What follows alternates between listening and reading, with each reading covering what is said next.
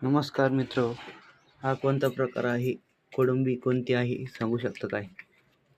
कोणती डाळ आहे का कोळंबी? योग्य उत्तर देणाऱ्याला योग्य रक्कम दिली जाईल.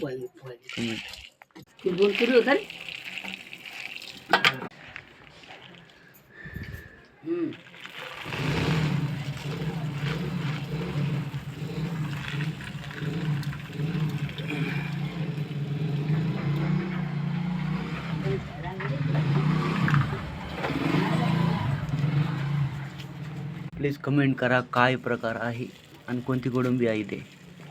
आमच्या भागाला याला चारोळी म्हणतात, तर तुमच्याकडे काय म्हणतात याला? ही फक्त रानातच आहे,